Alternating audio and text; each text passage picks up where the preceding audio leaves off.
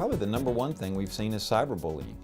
You know, this is internet. It's still a crime, and it's a third party. People think, oh, it's remote. It's not face to face. I can do it. It's a crime. That has come up more than anything.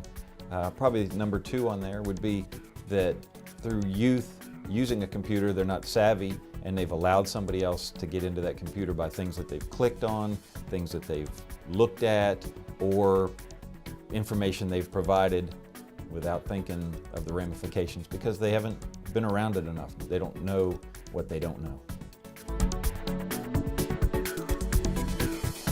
I encourage parents to be inquisitive, find out what their kids are looking at on the internet, look into things that will help them to figure out what their kids are looking at even if the kids don't show them, you know, software, things like that. And talk to your kids. You know, it doesn't always have to be sneaky. Go straight to them and talk to them and ask them what they're doing, get them to show you what they're looking at.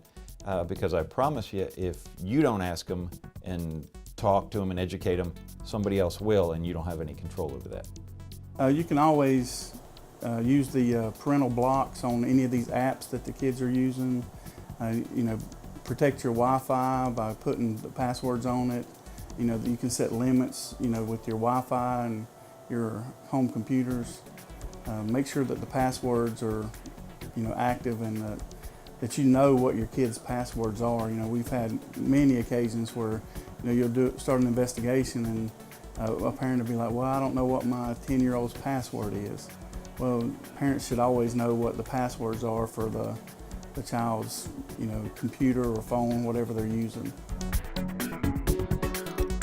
Well, you know, one of the first things you have to do is, you know, kind of stop the intrusion. And you know, one of the ways to do that is disconnect it from the internet.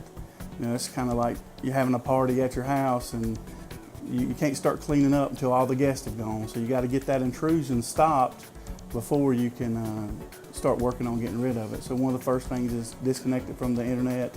You know, make sure antivirus and malware software is up to date, and run that on it to get rid of anything that you don't want on the computer. And then start changing passwords, log-on passwords, social media passwords, or email passwords.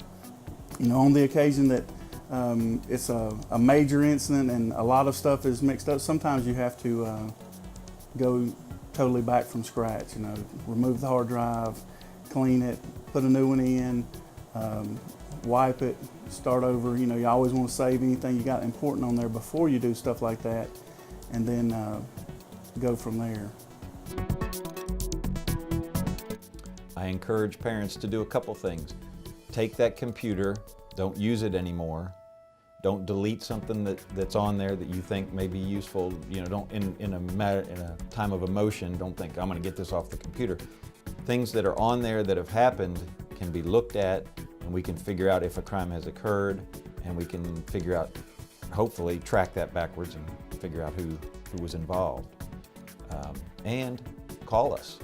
Call your local police department. Ask to speak to the person who handles cybercrime or computer forensics and get their advice, and maybe an officer come out and help you out and take a look.